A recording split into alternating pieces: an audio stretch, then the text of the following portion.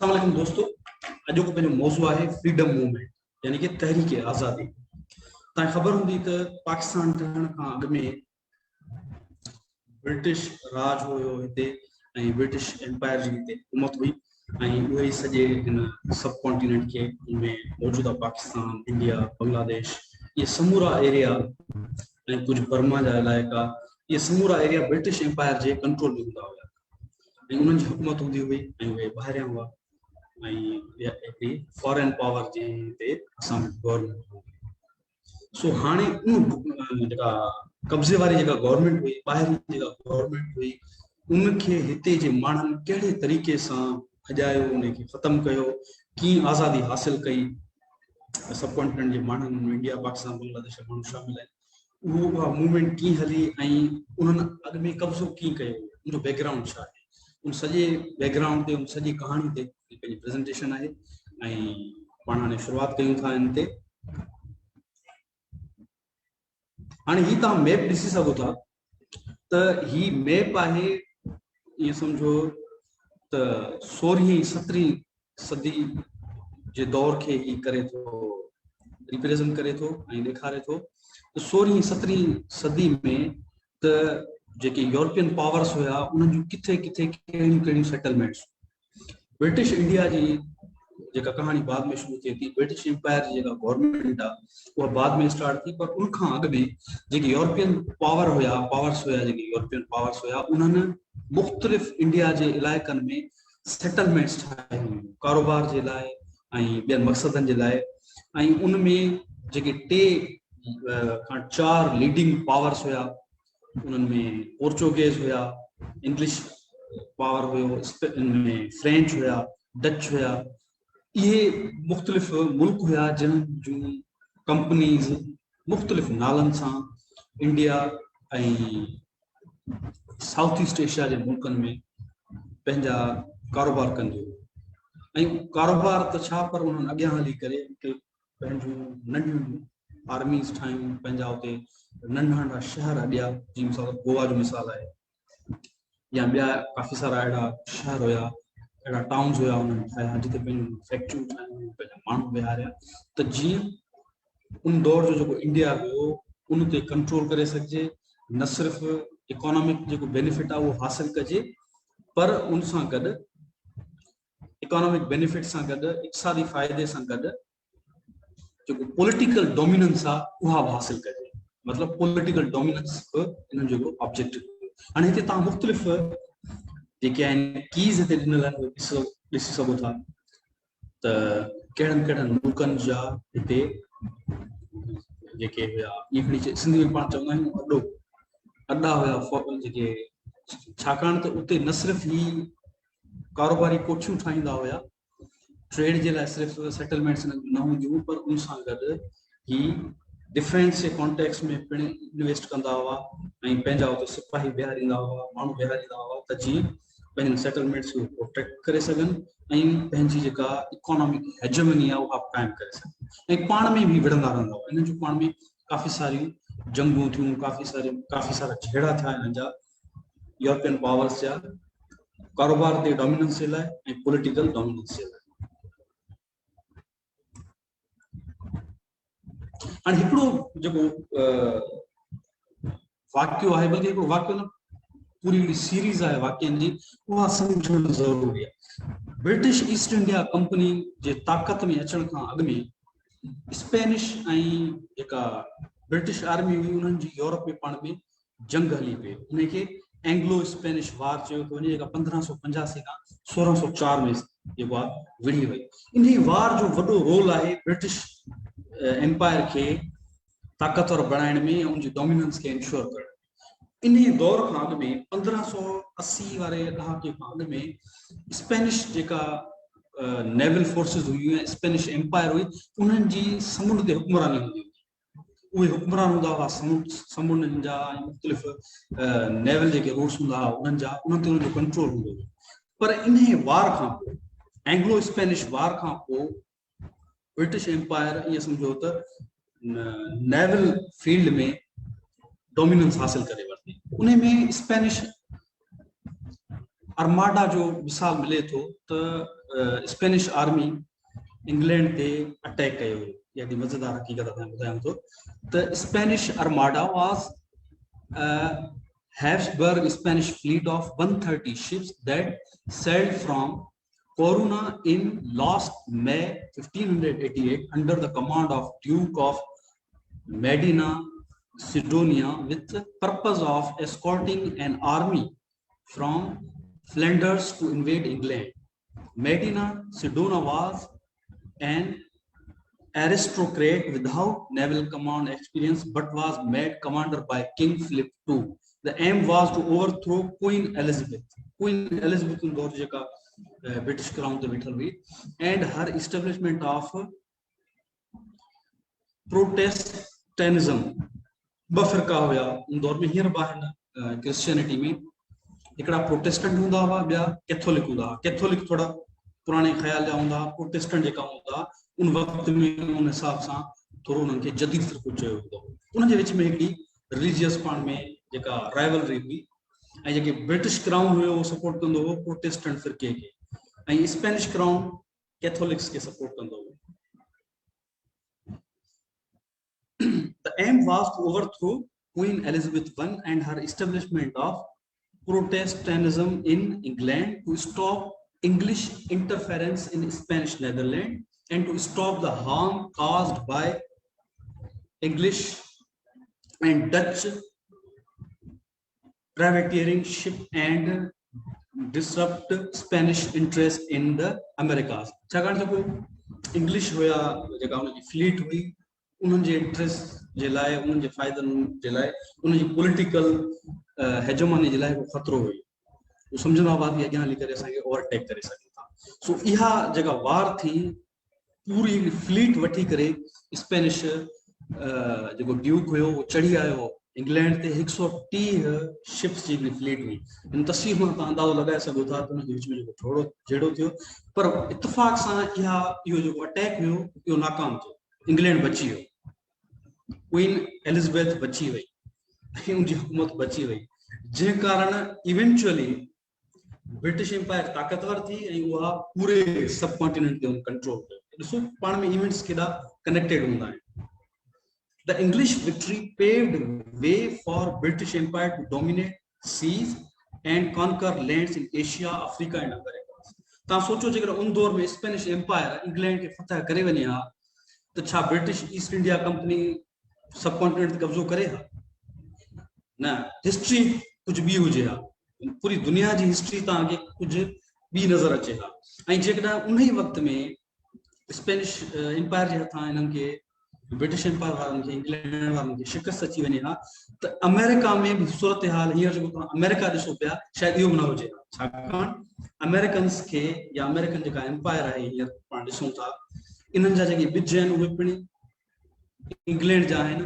उन्हनि वञी करे उते कब्ज़ो कयो, गवर्नमेंट ठाही हुई। उन खां पोइ उन्हनि जा जेके पोयार आहिनि उहे पंहिंजे पाण खे अमेरिकन सॾाइनि था। सो हिकिड़ी मज़ेदार हक़ीक़त आहे। उन्हनि स्पेनिश शिकस्त जे करे इंग्लैंड उन दौर में बची वियो ऐं उन खां पोइ ईस्ट इंडिया कंपनी हिते आई, पूरे सब कॉन्टिनेंट खे उन्हनि फतह कयो ऐं हिते हुकूमत कई। ॿी वरी हिकिड़ी बैटल आहे, उहा बि ॾाढी मज़ेदार आहे, उहा आहे battle of floors. Battle of Flores was also an important event in which English army attacked Portuguese island Flores in the Azores in 1592. Queen Elizabeth made a 2000% profit from the expedition despite loot and theft in Dartmouth port. अच्छा, जेडी महिल ही लुटे करे attack करे करे इन floors island था जेको पोर्चुगीज आइलैंड हुयो ऐं उते जेका स्पेनिश फ्लीट उनखे प्रोटेक्ट करे रही हुई। त जेको ब्रिटिश आर्मी जो जेको झेड़ो थियो उनमें पोर्चुगीज हुया ऐं उनमें स्पेनिश फ्लीट हुई, उन्हनि सां अंग्रेज़नि जो झेड़ो थियो हुयो ऐं उहो जेको अटैक हुयो इंग्लिश फ्लीट जो कामयाबु थियो ऐं तमामु वॾे पैमाने ते उन्हनि उतां सामान ऐं ॿियो जेको ईअं खणी चइजे जेको ज़ेवरात हुया ऐं तमामु घणो माल उतां उन्हनि हथ कयो। पर जॾहिं उहो वापसि खणी आया त डार्ट माउथ वारो जेको पोर्ट आहे इंग्लैंड जो, वेल्स खां हेठां, उते जेके चोर हुया ऐं उते जा जेके मच्छेरा माहीगीर हुया ऐं ॿिया जेके मकाई माण्हू हुया, उन्हनि खे ख़बर पई त वॾो माल पियो अचे, उन्हनि उन ते अटैक कयो ऐं घणो घणो माल उहे माण्हू फुरे विया।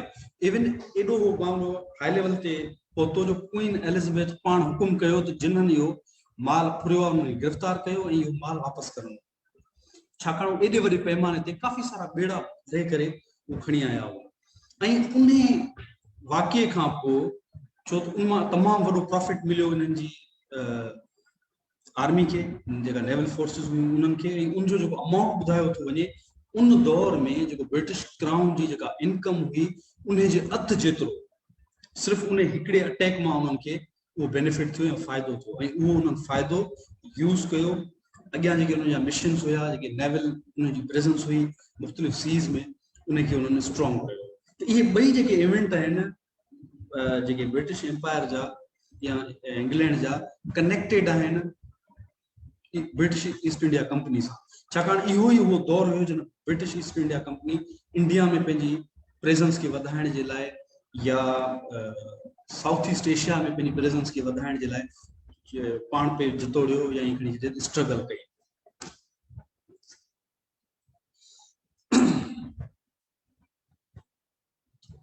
अच्छा, सिंध ते पहिरियों अटैक ब्रिटिश एम्पायर न कयो हुयो, ठीकु आहे। पहिरियों जेको अटैक हुयो सिंध ते उहो पोर्चुगेज़ जेके हुया उन्हनि कयो हुयो ऐं उहो थियो हो 1555 में 1555। In 1520 the Sama ruler Jam Pharaohs were defeated by Shah Beg of the Arghun Turkhan dynasty, which in turn had been displaced from Afghanistan by the expanding Taimur Empire. Taimurian इन्हनि खे जरा लठियूं अची हयूं त ही वरी असां वटि आया असांखे मारण फुरण जे लाइ, ऐं शाह बेग हिते जाम फिरोज खे शिकस्त ॾेई करे सिंध ते कब्ज़ो कयो। The Tarkhuns fell into disarray in the mid 1500s, promoting Muhammad Isa Tarkhun Mirza Isa Khan to seek aid from the Portuguese in 1555.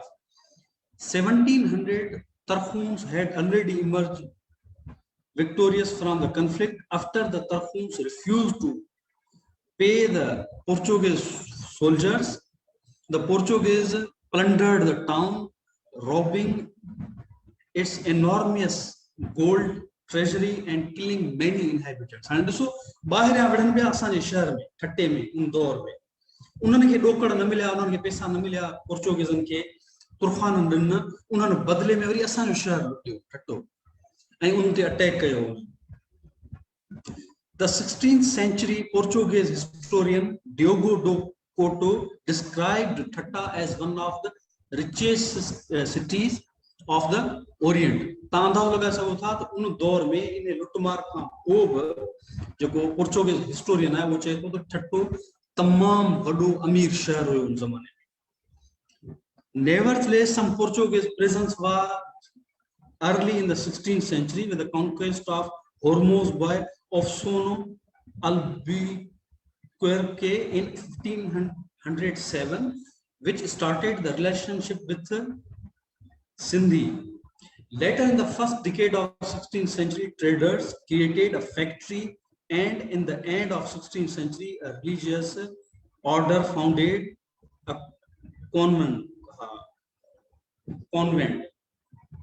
हिननि पोर्चुगीज जेके हिकिड़ो तो अटैक कयो उन खां पोइ हिकिड़ी हिननि कारोबारी कोठी पिण ठट्टे में बाद में क़ाइमु कई हुई। त हिते इहो क्लियर आउं कंदो हलां, हिन स्लाइड जो मक़सदु आहे उहो इहो आहे तव्हांखे सम्झाइण जे लाइ त ब्रिटिश एम्पायर जो पहिरियों अटैक सिंध ते कोन हुयो, पहिरियों जेको यूरोपियन पावर हुयो जंहिं अटैक कयो हुयो सिंध ते उहे पोर्चुगीज हुयो। अच्छा, हाणे अचूं था ब्रिटिश ईस्ट इंडिया कंपनी।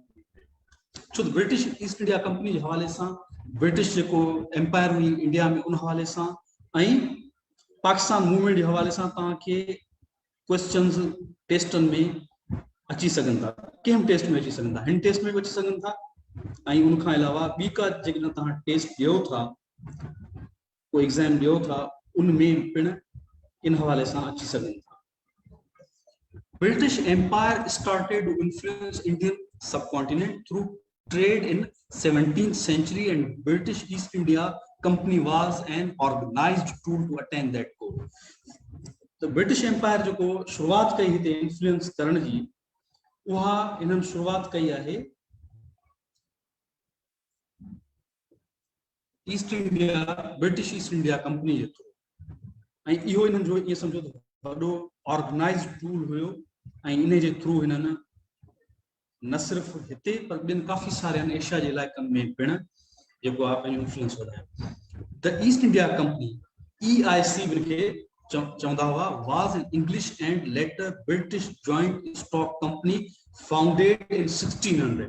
1600 में ब्रिटिश ईस्ट इंडिया कंपनी जेका हिननि क़ाइमु कई।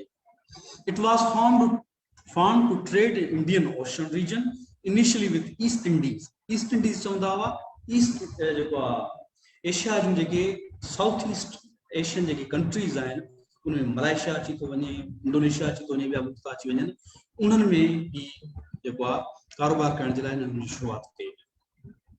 द इंडियन सब continent and south east Asia and later with King China, the company ended up seizing control of large parts of Indian subcontinent, colonized parts of Southeast Asia and Hong Kong after the first Opium War, and maintained trading posts and colonies in Persian Gulf residencies। अच्छा मजे की ॻाल्हि तव्हां ॿुधायो, British East India company को India में ॿारनि कोन ॿारिया हुआ, चीनियन खे बि ॾाढो तंग कयो हुयो। हुते उन्हनि खां अन्न वठी करे उन्हनि खां अफीम पोखराईंदा हुआ ऐं उन्हनि वटि विकिणंदा हुआ। त चीनी जेको उन दौर में अफीमी क़ौम थी वई हुई निभागनि जे करे थी हुई, छाकाणि उन्हनि ओपियम जेको हुयो या अफीम हुयो उन जे वाधारे में, उन जी पोख में, उन जी विकिरे में इन्हनि वॾो कमु कयो ऐं उन मां वॾो प्रॉफिट कमायो।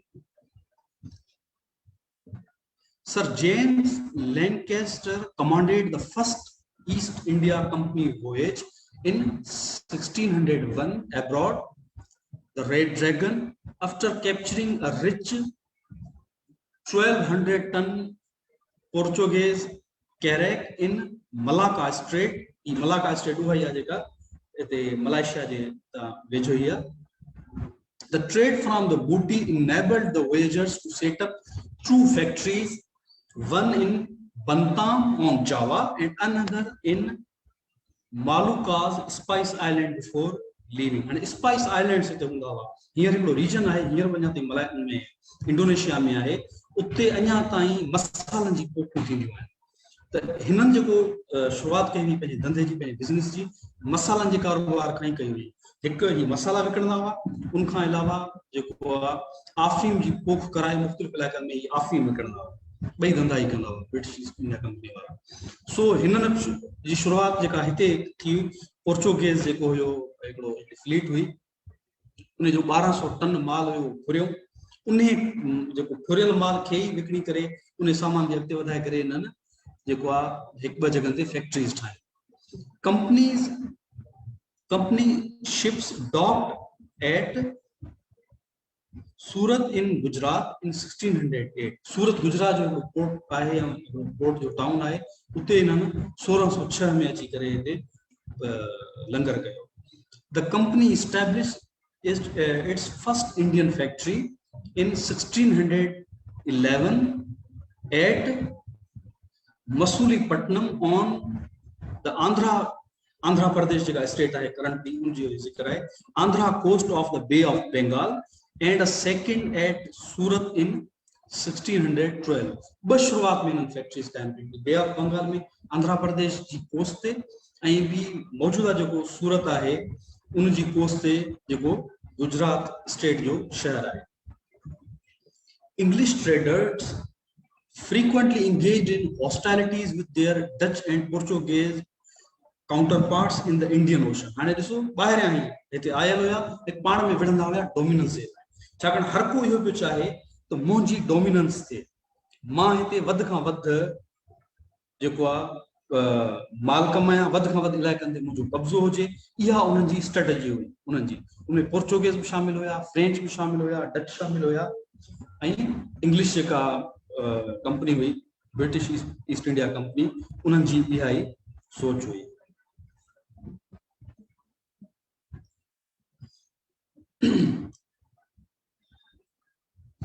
The company achieved a major victory over the Portuguese in Battle of Swali in 1612 at Swali in सूरत। सूरत में जेका इन्हनि बैटल ऑफ स्वाली थी हुई, उन्हे में हिननि खे फतह मिली ऐं उन खां पोइ गुजरात वारनि इलाइक़नि में, ॿियनि इलाइक़नि में डच ऐं जेको पोर्चुगीज़ इन्फ्लुएंस हुयो उन्हनि खे हिननि ख़तमु कयो या उन्हनि खे बिल्कुलु हटाए छॾियो। In 1612, James I instructed Sir Thomas Roy to visit Mughal Emperor Nuruddin Salim Jahangir to arrange for a commercial treaty that would give the company exclusive rights to reside and establish factories in Surat and other areas. In return, the company offered to provide emperor with goods and rarities from European market. And हितां खां British East India company के ये समझो रस्तो तो मिले officially formally पंहिंजा operations हलाइण जे लाइ ऐं पंहिंजो कम करण जे लाइ ऐं पंहिंजा पेर खोलण जे लाइ। ऐं उन्हनि खे पेर खोलण जो गस कंहिं ॾिनो? जहांगीर। जहांगीर जो हुकुमरान मुगल हुकुमरान हुयो, उहो हिननि अंग्रेज़नि खां इम्प्रेस थी करे ऐं ख़बर न आहे कहिड़ा आसरा ॾिना जहांगीर खे, पर जहांगीर ॾाढो इम्प्रेस थियो हिन मां ऐं हिनखे इहो बि आसरा मिलिया त मुख़्तलिफ़ शयूं, मुख़्तलिफ़ गुड्स ॾींदासीं जेके यूरोपियन मार्केट्स जूं, ऐं उन आसरे ते या बराबरि कुझु शयूं ॾिनियूं हूंदियूं। उन्हनि खे इजाज़तनामो मिलियो ऐं उन्हनि खे मोकल मिली इंडिया जे मुख़्तलिफ़ इलाइक़नि में फैक्ट्रीज़ खोलण जी ऐं पंहिंजी प्रेज़ेंस खे अञा वधीक ॼमाइण जी। उन खां पोइ उन इहे सम्झो इजाज़त खां पोइ हिननि पंहिंजो कमु तेज़ी सां वधायो। The company established trading posts in Surat in 1619, Madras in 1639, Bombay in 1668, and Kolkata in 1690. By 1647, and by 1647, the company had 23 factories. 13 factories uthaaye waya hua un daur taईं, each under the command of a factor or master merchant and governor and 90 employees. Master merchant भी रखंदा हुआ, हिकिड़ो कारोबारी अॻुवाण रखंदा हुआ, governor रखंदा हुआ ऐं उन खां अलावा ॿिया हिन जा एम्प्लॉइज़ हूंदा हुआ। हर कंपनी ते उन वक़्त में, उन ज़माने जी ॻाल्हि आहे, 90 एम्प्लॉइज़ हुन जा हिकिड़ी जॻह ते हूंदा हुआ, हिकिड़ी जॻह factory. In 1634, the Mughal Emperor Jahangir extended his hospitality to English traders to the region of Bengal, and in 1770 completely waived custom duties for their trade. And जी अॻ में ज़िक्र थी चुको आहे, उहा साॻी ॻाल्हि आहे, तमामु महिमान नवाज़ उन्हनि जे आॾो थियो, उन्हनि पोइ पूरे मुल्क ते या उन्हनि सभिनी मुल्कनि जे जेके सब कॉन्टिनेंट में विया उन्हनि ते कब्ज़ो कयो। Within the first 2 decades, पहिरियनि 2 ॾहाकनि में, within the first 2 decades of 17th century, the Dutch East India Company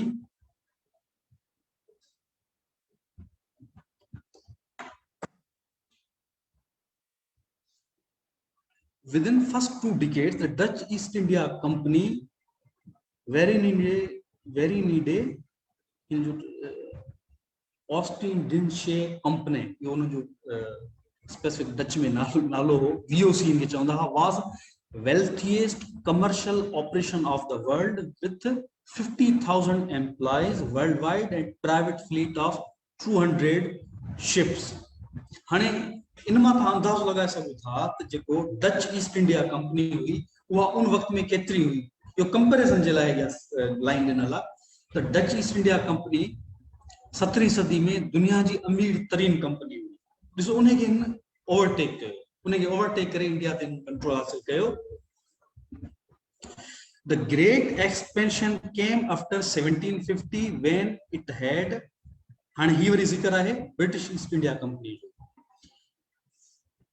The great expansion came after 1750 when it had 300 regular troops. By 1763 it had 26,000 and by 1778 it had 67,000 troops.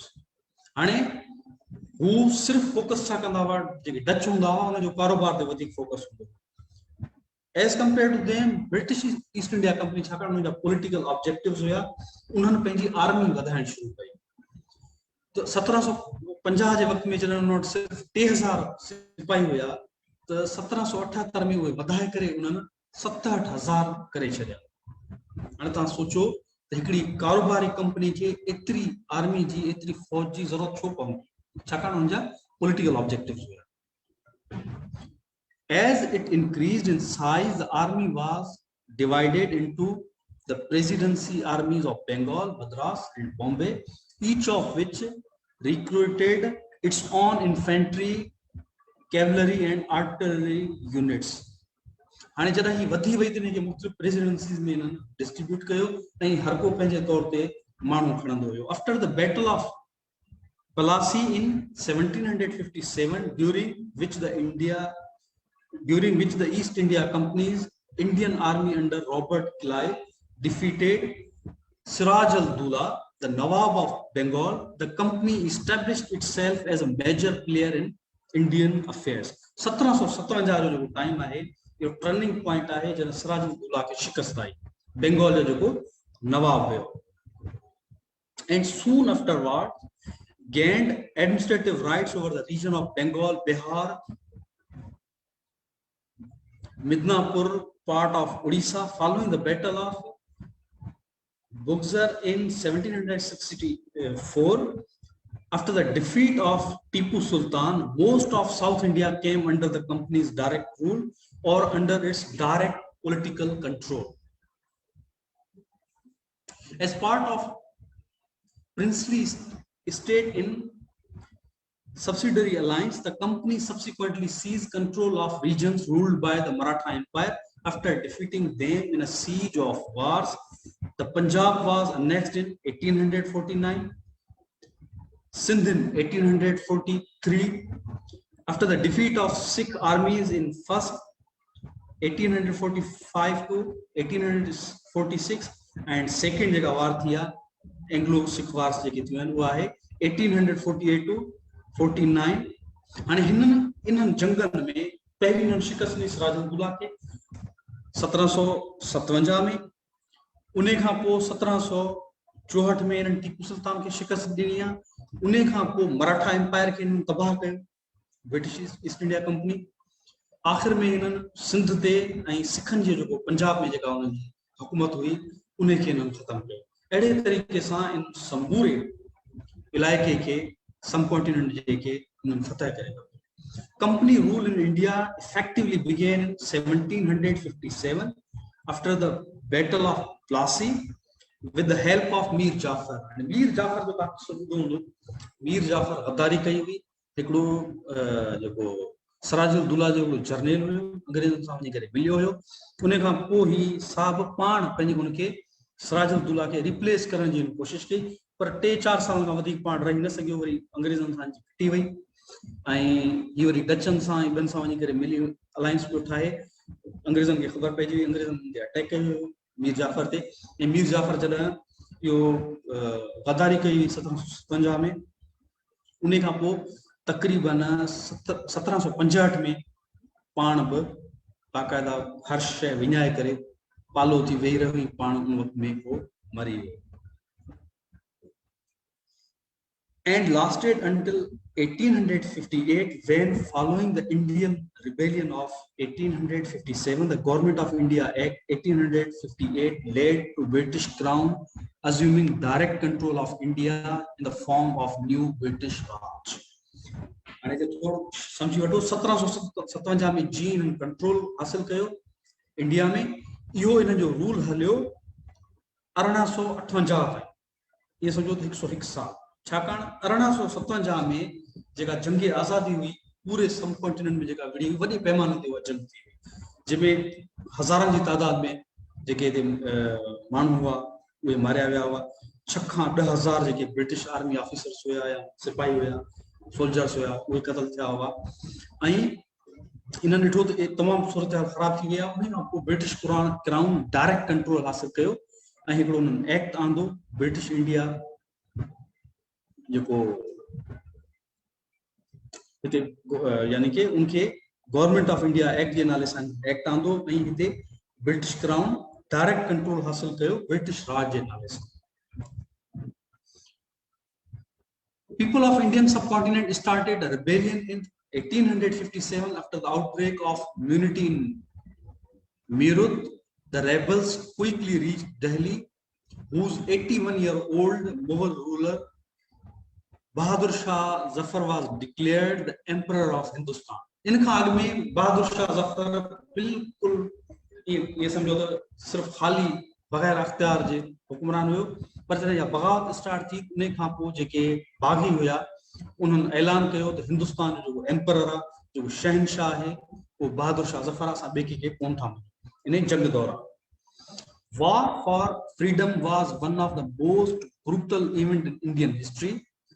Over 8 lakh Indians and around 10,000 British soldiers and civilians were killed. British Empire crushed this rebellion with force and with help of local princely states. And 1857 में जेका इहा जंग आज़ादी शुरू थी पूरे हिंदुस्तान में हली, पर दिल्ली वारे रीजन में, बंगाल वारे रीजन में ऐं ॿियनि कुझु रीजन्स में इहा तमामु वॾे पैमाने ते विड़ी वई ऐं ब्रिटिश जेको एम्पायर हुई उनखे वॾी ताक़त लॻाइणी पई इन बगावत खे ख़त्म करण जे लाइ।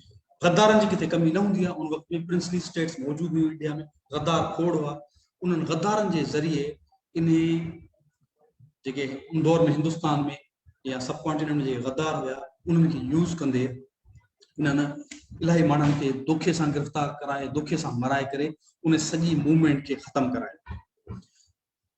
The Government of India Act 1858 was an act of Parliament of United Kingdom passed on 2nd August 1858.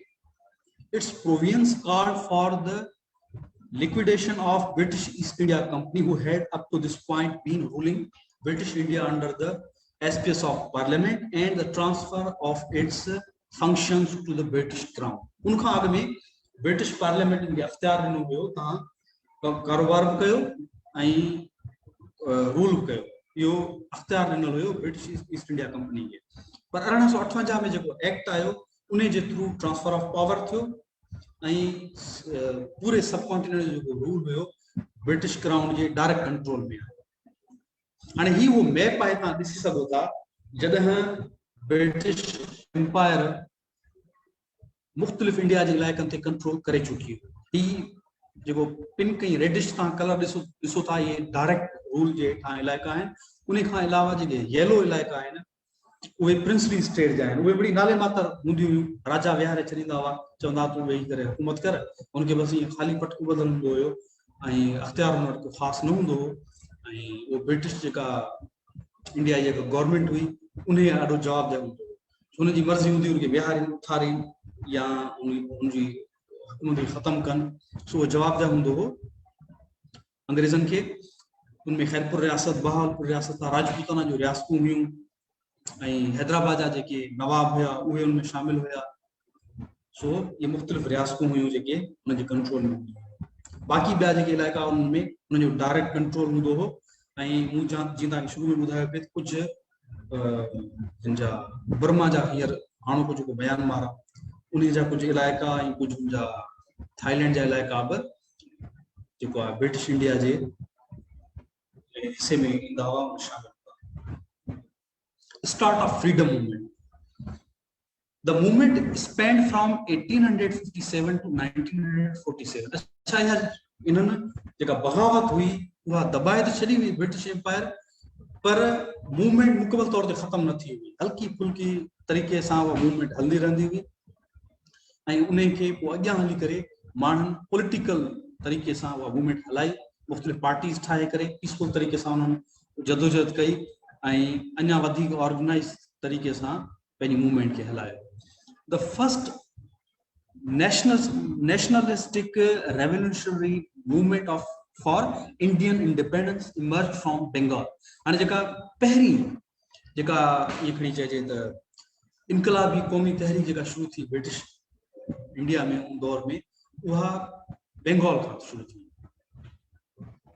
It later took root in the newly formed Indian National Congress, Congress, which prominent moderate leaders seeking only their fundamental rights to appear for Indian civil service examinations in British India, as well as more rights economical in nature for the people of the soil.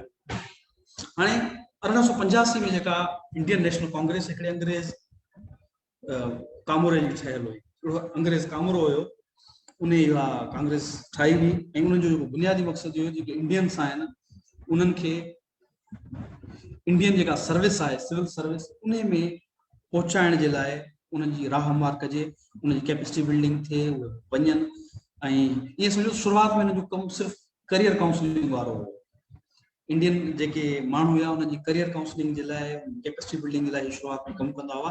उन खां पोइ इहा Indian national Congress politicise थी। The Indian National Congress conducted its first session in Bombay in December 1885 at the initiative of retired civil service officer Alan Octavian Hume. मुझे तव्हांखे ॿुधायो त English कामरो हुयो रिटायर, उन इहो शुरूआत कई हुई चई हाणे इंडियंस खे सिविल सर्विस में अचणु घुरिजे ऐं उन्हनि खे असां ॿुधायूं था कीअं इन में अपीयर थी सघूं था। उन दौर में जेके टेस्टूं थींदियूं हुयूं उनमें सो वो बाद में या इंडियन नेशनल कांग्रेस पॉलिटिसाइज थियण शुरू थी है। At the beginning of 20th century, Congress demands became more radical in the face of constant opposition from the British government, and party decided to advocate in favor of independence movement because it would allow a new political system in which Congress could be a major party. So हिननि जी ज़हन में इहो हुयो त नओं political system ठहंदो, उनमें कांग्रेस जो शेयर हूंदो ऐं ही जेको आहे अञा वधीक रेडिकल जेकी आहे डिमांड्स करण लॻी 20वीं सदी जी शुरूआत खां वठी करे। हिकु त इंडियन नेशनल कांग्रेस हुई जेका कलेक्टिव प्लेटफॉर्म हुयो, जेके बि कम्युनिटीज़ हुयूं, जेके बि रिलीजन्स हुया उन्हनि जो, पर उनखे लीड करे रहिया हुआ मेजॉरिटी हिंदुनि जी। उनमें मुस्लमान हुया, सिख हूंदा हुआ ऐं क्रिश्चियंस हूंदा हुआ। उन वक़्त जा जेके कुझु माण्हू कांग्रेस जा मेंबर्स हुया, ॿिया जैन धर्म सां तालुक रखंदड़ माण्हू हुया, पर समूरा गॾु हूंदा हुआ कांग्रेस में। हिकु रिलीजियस पार्टी न हुई। All India Muslim League was established in December 1906 in Dhaka for separate struggle for Muslims. अच्छा जरा मुसलमाननि खे इहो लॻो त यार हाणे असांखे अलॻि जदोजहद करणु घुरिजे ऐं असांखे सेपरेट स्ट्रगल करणु घुरिजे, त पोइ हिन अलॻि पार्टी ठाही ऐं 1906 में ढाका में 3 दिसंबर ते हिन पंहिंजी पार्टी ठाहिण जो ऐलान कयो। The Muslim League's insistence on separate electorates and reserved seats in Imperial Council were granted in the Indian Councils Act after the League held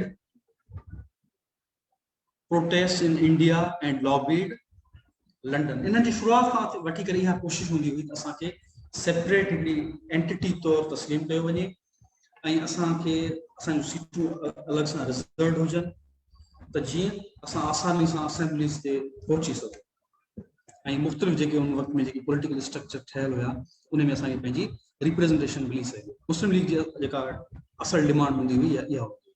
आज़ादी जी ॻाल्हि हिननि बाद में कई आहे। अच्छा, communalism and religious tensions in India during freedom movement. British India में जेका वॾे मां वॾी ताक़त हुई उहा अंग्रेज़नि जी हूंदी हुई। वेढ़ायो ऐं हुकूमत कयो। सभिनि खां घणो जेको इफेक्टिव हुननि जो तरीक़ो हुओ इहो हुओ। इन ज़रिए हू तमामु घटि तइदाद में हूंदे सॼे इंडिया ते सॼे सब कॉन्टिनेंट ते हुकूमत कंदा हुआ। तादाद में घटि हुआ, चंद लख हुआ ऐं किरोड़े माण्हू हूंदा, 60 खां 80 किरोड़ इंडिया जा माण्हू हूंदा, उन सभिनी खे हू कंट्रोल कंदा हुआ। इन आइडिया ऐं उन साॻी आइडिया तहत इन्हनि हिंदुनि ऐं मुस्लमान जे विच में डफेड़ पैदा कराई जेका अॻियां हली करे तमामु जेका स्ट्रॉन्ग थी वई ऐं इन्हनि अलॻि पॉलिटिकल धाराउनि में स्ट्रगल करणु शुरू कयो। Politically, there was a degree of unity between Muslim and Hindu leaders after World War I, as typified by Khilafat movement relationships cooled sharply after the campaign ended in 1922. Communalism grew rapidly, forcing two groups apart. Major riots broke out in numerous cities, including 91 between 1923 and 1927 in Uttar Pradesh alone.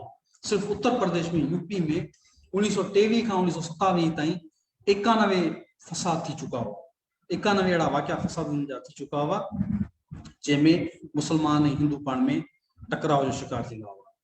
At the leadership level, the proportion of Muslims among delegates to Congress party fell sharply from 11% in 1921 to under 4% in 1923. छाकाणि हिन जे विच में हिंदू ने मुसलमान जे विच में उन वक़्त में दफ़ेड़ पैदा थींदी पई, उनखे अञा वधीक तेल हारण वारो कमु ब्रिटिश एम्पायर कंदी हुई, अंग्रेज कंदा हुआ, उन ख़बर हुई गॾिया त अञा वधीक असांजे लाइ मसइला पैदा कंदा.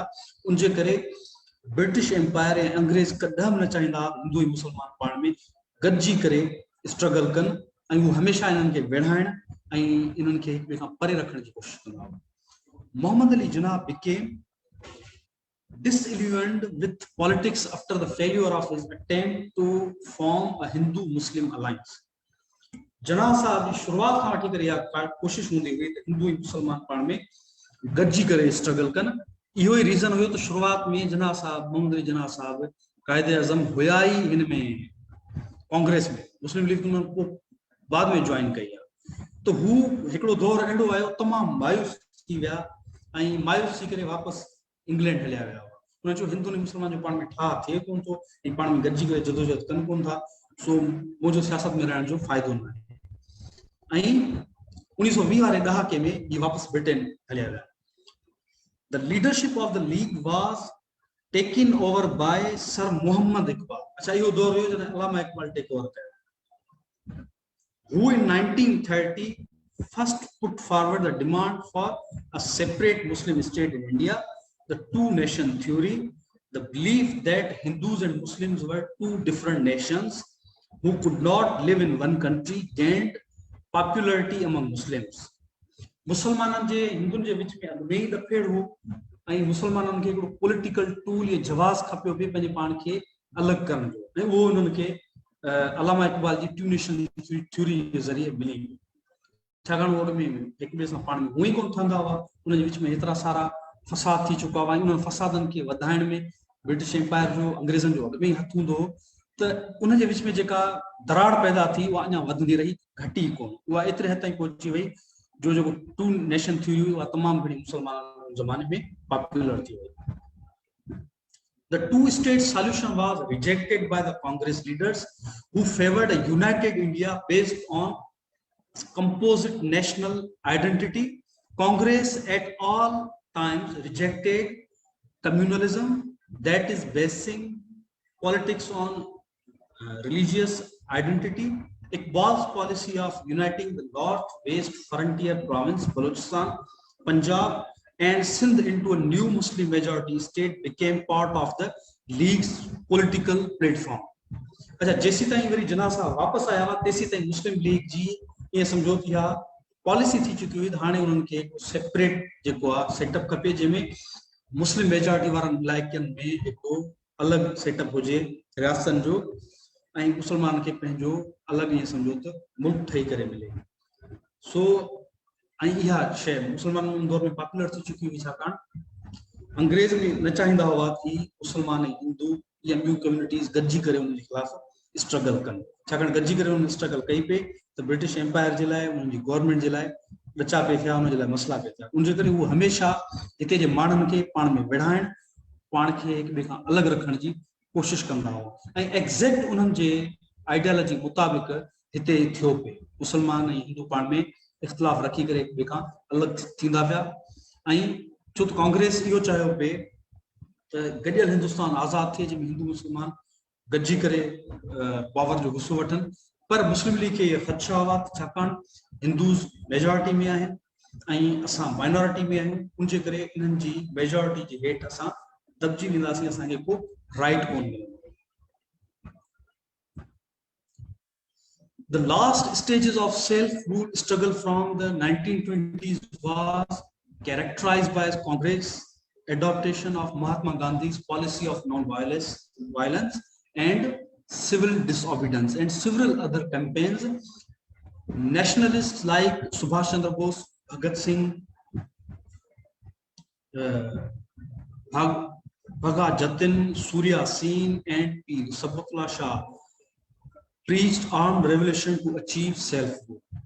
इलाही सारा अहिड़ा माण्हू हुआ जंहिंमें सुभाष चंद्र बोस आहे या सूर्य बादशाह आहे, भगत सिंह आहे, इन्हनि चाहियो पिए त आर्म्ड स्ट्रगल जे ज़रिए जेको आहे आज़ादी हासिल कजे, सेल्फ रूल हासिल कजे। पर कांग्रेस जी ख़ासि तौर ते महात्मा गांधी जी इहा पॉलिसी हुई त पीसफुल तरीक़े सां असांखे आज़ादी वठणी आहे ऐं इन में को बि वायलेंस न आहे थी। ऐं महात्मा गांधी जो चवणु हूंदो उन वक़्त में तव्हांखे केरु हिकिड़ो दफ़ो चमाट हणे थो तव्हां ॿियो गिल उनखे कढी ॾियो। हालांकि प्रैक्टिकली इहो पॉसिबल न हुयो। अहिड़े मुल्क में जेको तव्हांजो धारियुनि जे कंट्रोल में हुजे ऐं तव्हां गिल ॾींदा हुआ त असांखे चमाटो हणो, इहो पॉलिटिकली ऐं प्रैक्टिकली इहो पॉसिबल न हुयो। पर बहरहाल उन इहा पॉलिसी अपनाई ऐं नॉन वायलेंस वारी पॉलिसी खे प्रमोट कयो। उन जो नतीजो इहो निकितो त भगत सिंह जहिड़ा माण्हू, सुभाष चंद्र बोस जहिड़ा माण्हू ऐं सूर्य बादशाह जहिड़ा जेके माण्हू जेके आर्म्ड स्ट्रगल ते यकीन रखंदा हुआ, उन्हनि खे वॾे पैमाने ते मक़बूलियत न मिली सघी, माण्हुनि उनखे क़बूल न पिए कयो। हू अॻु में ई ईअं सम्झो लिकल हूंदा हुआ, माण्हुनि में अची कोन पिए सघिया आर्म्ड स्ट्रगल जे करे, माण्हुनि में मौजूदु हूंदो। गांधी, जिन्ना ऐं पंहिंजो नेहरू इहा अॻुवाण मौजूदु हूंदा हुआ त उन्हनि जी ॻाल्हि माण्हुनि ताईं आसानी सां पहुची पए सघी। उन्हनि चयो असांखे वेहणो न आहे, चुपचाप करे स्ट्रगल करणी आहे। सो उनजे करे पीसफुल स्ट्रगल जो जेको दौर हुयो उन ज़माने खां शुरू थियो ऐं न सिर्फ़ु कांग्रेस पर मुस्लिम लीग पाण पीसफुल स्ट्रगल खे उन ज़माने में तरजीह ॾिनी। All India Muslim League also believed in peaceful political struggle, so movement was not violent as whole. त वॾे पैमाने ते मुस्लिम लीग जेका मूवमेंट हुई उहा पिण वायलेंट न हुई, पीसफुल तरीक़े सां स्ट्रगल कंदा हुआ। Main political fronts in India were struggling peacefully. जेके मेन फ्रंट्स हुआ, कांग्रेस हुई या ऑल इंडिया मुस्लिम लीग हुई, उन्हनि जो तरीक़ेकार सियासत जो बिल्कुलु पीसफुल हो। पर उनखां पोइ इलाही सारियूं ॿियूं कोशिशूं थींदियूं रहियूं। उन्हनि जी कहाणी हिते तव्हांखे थोरो ॿुधायूं था। The Hindu-German conspiracy was a series of plans between 1914 to 1917 by Indian nationalist groups to attempt pan-Indian rebellion against the British Raj during World War I, formulated between the Indian revolutionary underground and exiled or self-exiled nationalists who formed in the United States Ghadar Party, and in Germany the Indian Independence Committee in the decade preceding the Great War. हाणे इलाही जी गदर party जो मिसाल है, उन खां पोइ वरी सुभाष चंद्र बोस जो मिसाल मिले थो। उन आज़ाद हिंद नाले की फौज ठाही हुई, पहिरीं बुर्मा में वञी करे उन पनाह वरिती, उते विढ़ियो, उन खां पोइ सिंगापुर ॿियनि इलाइक़नि में इवन जर्मनी ताईं पहुतो। त अहिड़ियूं ऐं हिते सिंध में पाण वटि हुरगुरिला तहरीक हली सिंध जी आज़ादी जे लाइ। त पीसफुल जदोजहद सां गॾु इलाही अहिड़ा मौक़ा आया इन आज़ादी जी तहरीक में। मुख़्तलिफ़ ग्रुप्स आर्म्ड स्ट्रगल बि कई ऐं उन में हिकिड़ो वॾो प्रेशर क्रिएट कयो। उन्हनि स्ट्रगल से हिकिड़ो ख़ौफ़ पैदा कयो ब्रिटिश गवर्नमेंट खे, जेकॾहिं माण्हुनि सां असां ॻाल्हाईंदासीं न, ही इन्हनि जे तरफ़ वेंदा, हथियार खणंदा ऐं असांखे मारींदा। ऐं उन प्रेशर में अची करे उन्हनि मुख़्तलिफ़ रिफॉर्म्स इंट्रोड्यूस कराया। पहिरियों जेको रिफॉर्म आहे उहो 1917 में हिननि इंट्रोड्यूस करायो। इन अगस्त 1970 Edwin मोन्टाग, Secretary of State for India, made an historical announcement in Parliament that the British policy was for increasing association of Indians in every branch of administration and the gradual development of self-governing institutions, with a view for the progressive realization of responsible government in India as an integral part of the British Empire. मिड़े हिते माण्हुनि खे राज़ी रखण जे लाइ ऐं उन्हनि खे जीअं का स्ट्रगल हिते न थिए, का पॉलिटिकल मूवमेंट न हले इन्हनि अहिड़ियूं जेके रिफॉर्म्स हुयूं अहिड़ा जेके सुधारा हुआ उहे आणणु शुरू कया हिते जा माण्हू जी राज़ी रहनि ऐं का वॾी स्ट्रगल हिते न थिए The means of achieving the proposed mayors were later enshrined in Government of India Act in 1919. 1919 जो Government of India Act हुयो उन ज़रिए उहे जेके रिफॉर्म्स हुयूं रिफ्लेक्ट थियूं which introduced the principle of dual mode of administration for or hierarchy hierarchy in which both elected Indian legislators and appointed British officials shared power यानी एकड़ो एड़ो power structure ठायो जैमें इलेक्टेड जेके मेंबर्स हुआ Indian legislator या assembly जा उहे ऐं बर्तानिया जा जेके ऑफिशियल्स हुआ उन गॾिजी करे गवर्नमेंट करण पे चाहिए The act also expanded the central and provincial legislatures and widened the franchise considerably. जेके भी दौर में जेके प्रोविंसेस ठहल हुआ उन्हनि में इन्हनि असेंबलीज ठाहियूं ऐं उन्हनि खे जी बॉम्बे प्रेसिडेंसी जी असेंबली ठहल हुई उन में सिंध खे रिप्रेजेंटेशन मिले हुई ज़माने में छाकाणि उन ज़माने में सिंध अलॻि सां सूबो कोन हुयो 3 खां 4 मेंबर हूंदा सिंध जा जेके उते सिंध के रिप्रेजेंट करता सागे नमूने सां बंगाल है पंजाब है मुख्तलिफ या मद्रास प्रेसिडेंसी हुई उन्हनि में उन्हनि असेंबलीज ठाहियूं जिते लेजिस्लेशन थींदी हुई नंढे पैमाने ते ऐं उन खां अलावा उहे गॾिजी करे ब्रिटिश इंडिया जा जेके ऑफिशियल्स हूंदा अंग्रेज उन्हनि सां गॾिजी करे इंडिया खे हलाइण लॻा या रूल करण लॻा अच्छा उन खां पोइ 1920 जे ॾहाके में जेका आज़ादी जे लाइ जेका जदोजहद वो तेज थियण लगी तेज थी वही following Indian rejection of recommendations इन Simon commission and Simon commission जेको हुयो वो 1927-28 वाले दौर में हिते जेके आईनी सुधारा आहिनि उन्हनि जे लाइ हिते आयो हिननि सोचो कि अहिड़ो आइन ठहे इंडिया में ऐं उन्हनि अञा वधीक रिप्रेजेंटेशन मिले इंडियन जेके माण्हू आहिनि उन्हनि खे उन्हनि खे अञा वधीक अख्तियार मिलनि उन जे करे उन्हनि आइनी सुधारनि जे लाइ साइमन कमीशन आयो पर उन जे सुधारनि खे हिते जे माण्हुनि रिजेक्ट करे छॾियो Following the Indian rejection of the recommendations in Simon Commission, Committee for Constitutional Reforms in India, an all-party conference was held at Mumbai in May 1928, intended to instill a sense of liberation among people. The conference appointed a drafting committee under Motilal Nehru to draw up a constitution for India. The Kolkata session for the Indian National Congress asked the British government to accord dominion status to India by December 1929. A country-wide civil disobedience movement would be launched. उन्होंने चयो त असांखे यो ensure करायो कांग्रेस जी तरफां British government जेका हुई उन सां ॻाल्हि ॿोलती असांखे एंश्योर करायो जेको नओं लॉ ठहे पियो नओं कानून ठहे पियो या नओं जेको आइन ठहे पियो उन में असांखे अख्तियार हूंदो ऐं असां बाख्तियार हूंदासीं जेकॾहिं उन में तव्हां एंश्योर नथा करायो असां पूरे मुल्क में जेको आहे अदम जेको आहे हुनजी मतलब डिसऑबिडेंस जेका मूवमेंट आहे उहा असां हलाईंदासीं जंहिंमें पूरे इंडिया में या लॉन्च कई वेंदी उहा उन्हनि लॉन्च कई in the midst of rising political discontent and increasingly violent regional movements, the call for the complete sovereignty and an end to British rule began to find increasing grounds for credence with the people.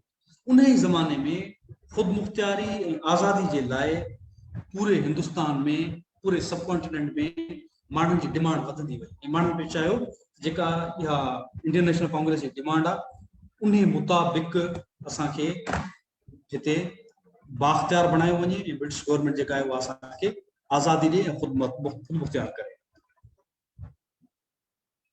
under the presidency of Jawaharlal Nehru at his historic Lahore session in December 1929, the Indian National Congress adopted the objective of complete self-rule. यो 1929 जो ज़मानो है, उन्हें खां पो Indian national Congress बिल्कुल complete rule जी demand कई ऐं बिल्कुल आज़ादी जी इंतज़ार कई। इन्हें खां पो सही माना में आज़ादी जी तहरीक शुरू थी है। उन्हें खां अॻु में राइट्स ऐं जेको आहे पॉलिटिकल जेको आहे रिफॉर्म्स इन जे कॉन्टेक्स्ट में सॼी स्ट्रगल हली। पर 1929 खां पोइ Indian national Congress politically officially इहा शइ एडॉप्ट कई, असांखे सेल्फ रूल खपे ऐं असांखे आज़ादी खपे। It authorized the working committee to launch a civil disobedience movement throughout the country. It was decided that 26 January 1930 should be observed all over India as the Purna Swaraj, complete self-rule day. 1930 में इन्होंने ऐलान कयो त 6 जनवरी वारो जेको ॾींहुं हूंदो उहो कंप्लीट सेल्फ रूल जे लाइ असां इहो ॾींहुं मल्हाईंदासीं, इहो ॾींहुं रहंदो। ऐं इन खां पोइ पूरे हिंदुस्तान में इंडिया में उन जो इंडिया हुयो, ब्रिटिश इंडिया हुयो, सब कॉन्टिनेंट पाण खे चऊं, आज़ादी जे लाइ सेल्फ रूल जे लाइ जेका तड़प आहे माण्हुनि में वधंदी रही। छाकाणि कांग्रेस ऑफिशियली पॉलिटिकली इहो ऐलान कयो त असांखे सेल्फ रूल खपे। In March 1931, the Gandhi Irwin Pact was signed and government agreed to set all political prisoners free, although some of the great revolutionaries were not set free and the death sentence for Bhagat Singh and his two comrades were not taken back, which further intensified and agitation against Congress, not only outside it, also from within. 1980 में गांधी जे विच में British government जे विच में हिकिड़ो pact थियो त जेके बि इन तहरीक जे दौरान माण्हू गिरफ़्तार थिया हुआ उन्हनि जो असां आज़ादु कंदासीं, सिवाय भगत सिंह उनजे साथियुनि ॿियनि कुझु माण्हुनि जे। ऐं इहा गांधी जी हिकिड़ी वॾे मां वॾी ग़लती हुई।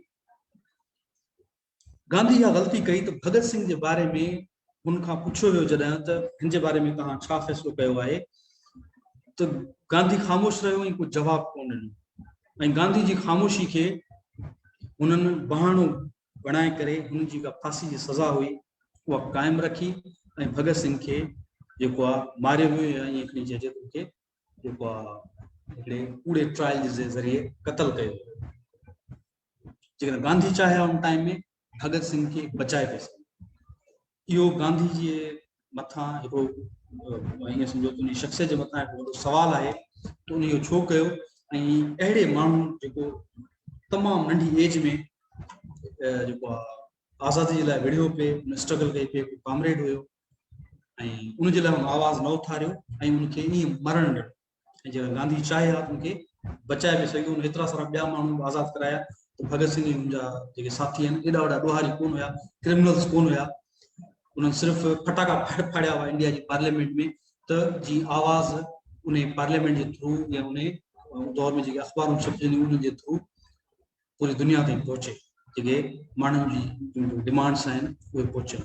पर गांधी जी ख़ामोशी भगत सिंह जी जेको आहे फांसी ऐं क़तल जो सबबु बणी।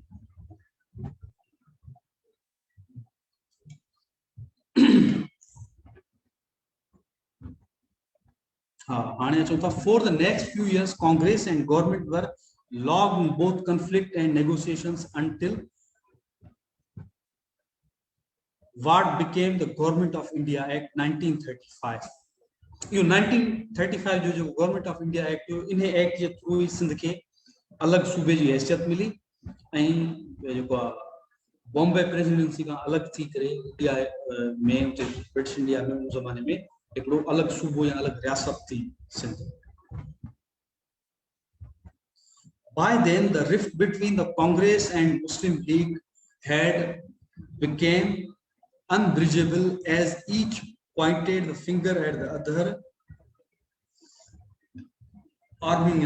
armeniously. The Muslim League disputed the claim of Congress to represent all people of India, while the Congress disputed the Muslim League's claim to voice the aspiration for of all Muslims. इन जे विच में झेड़ो या हिकिड़ी चइजे rift हुई या जेका खलीज हुई या दराड़ हुई वधंदी रही कांग्रेस ऐं मुस्लिम लीग जे विच में, ऐं उहा ख़ासि तौर ते गवर्नमेंट ऑफ इंडिया एक्ट खां पोइ अञा वधीक वधी हुई. The Government of India Act, voluminous and final constitutional effort at governing British India, articulated three major goals. Two major maqsad hai: establishing a loose federal structure, achieving provincial autonomy, and safeguarding minority interests through separate electorates. The federal provisions intended to unite princely states and British India at the center were not implemented because of ambiguities in safeguarding the existing privileges of princes. In February 1937, however, provincial autonomy became a reality when elections were held.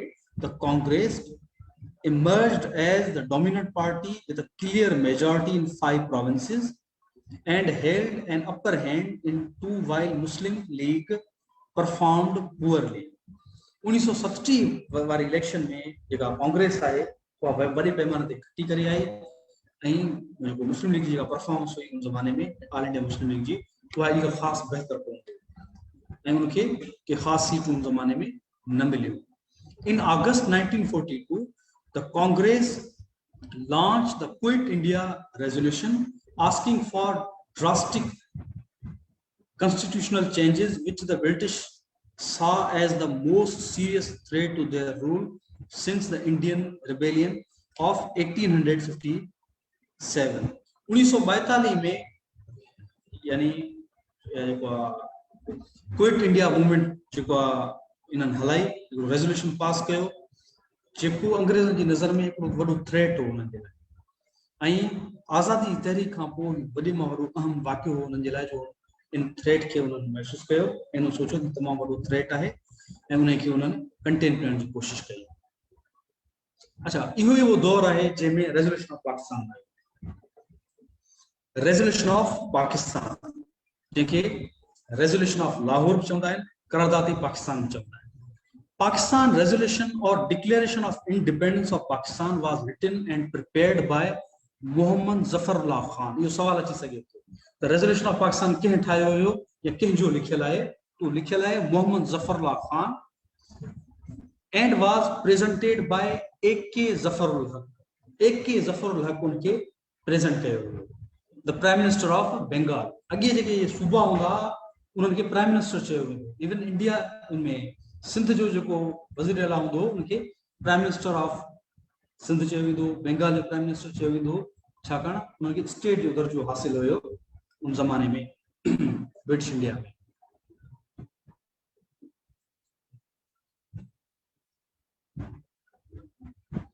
हाँ, and presented by AK Zafarullah, the Prime Minister of Bengal, was a formal political statement adopted by the All India Muslim League on the occasion of its 3-day general session in Lahore on 22nd to 24th March 1940. 22 खां 24 मार्च जे विच में 1940 में लाहौर में इहो जेको resolution पेश कयो वियो जंहिंखे मुस्लिम लीग एडॉप्ट कयो ऐं पास कयो.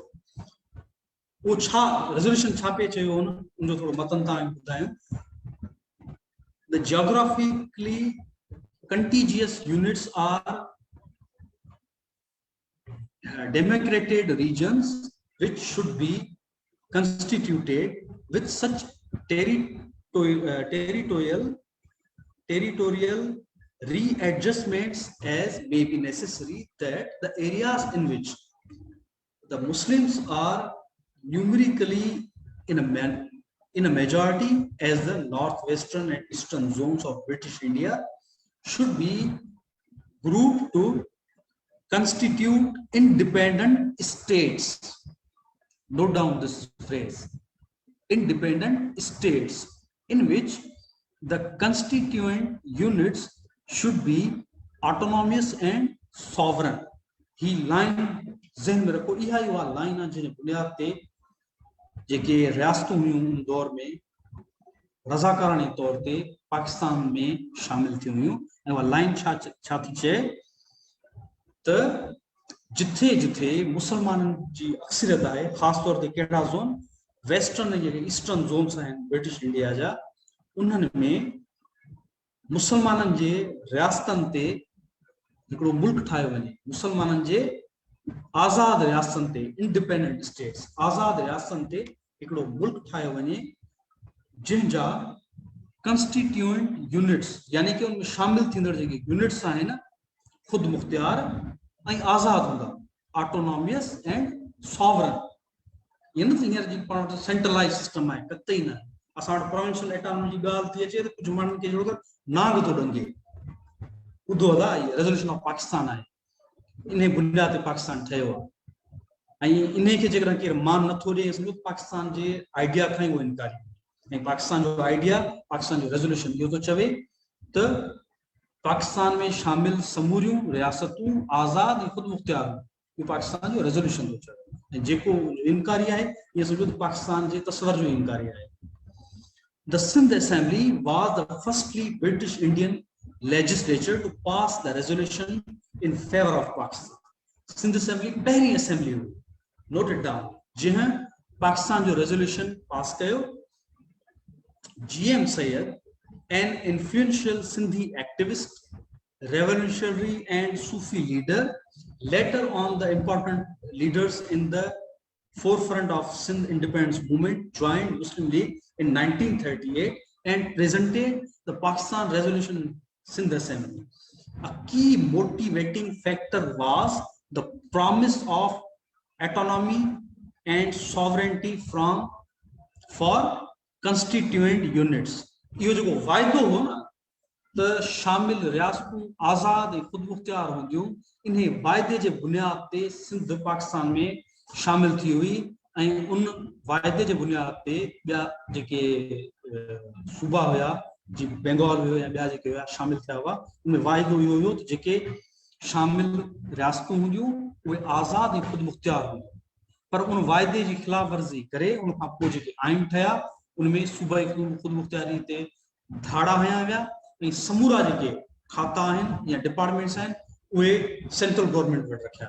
हींअर 18वीं आइनी तरमीम जे ज़रिए इहा जॾहिं कोशिश थी, उन ते बि वफ़ाक़ जे तरफ़ां तमामु सख़्तु रद्दमल अचे थो, ऐं जेको 18वीं आइनी तरमीम जी ॻाल्हि थो करे उनखे जड़ो कर पोइ वॾो मुख़ालिफ़ सम्झो थो। ऐं 18वीं आइनी तरमीम त कुझु ई कोन्हे को, असां त 1973 जो जेको आइन आहे उहो बि असां नथा सम्झूं पूरी तरह ते पाकिस्तान जे रेज़ोल्यूशन जे मुताबिक़। जेकॾहिं पाकिस्तान जे रेज़ोल्यूशन जे मुताबिक़ हुजे त 3 खातनि खां अलावा या 3 मिनिस्ट्रीज़ खां अलावा ॿिया जेके बि खाता आहिनि, जेके मिनिस्ट्रीज़ आहिनि, उहे प्रोविंसिस वटि हुजणु घुरिजे as per resolution of Pakistan. पर ईअं कोन थो थिए, जंहिं कारण सूबनि जे विच में ऐं वफ़ाक़ जे विच में चपकलिश हलंदी थी रहे, इख़्तिलाफ़ हलंदा था रहनि। इहो ई रीज़न आहे त पाकिस्तान में पॉलिटिकल स्टेबिलिटी न आहे। अच्छा, उन खां पोइ partition of India and establishment of Pakistan. After the cabinet mission for discussing transfer of power. अच्छा, कैबिनेट मिशन 1946 में हिते आयो, उन जो जेको ऑब्जेक्टिव हो इहो हो त 1948 ताईं जेको पावर आहे उहो कीअं ट्रांसफर थी, इंडिया जा माण्हू सेल्फ रूल खे कीअं हासिल कनि, हिते जा रहंदड़ जेके मुसलमान आहिनि, हिंदू आहिनि, कम्युनिटीज़ आहिनि, उहे कीअं इंडिपेंडेंट थियनि, उनजे लाइ कैबिनेट मिशन ब्रिटिश गवर्नमेंट तरफ़ां मोकिलियो वियो हुयो त जीअं हिते ट्रांसफर ऑफ पावर खे डिस्कस करे।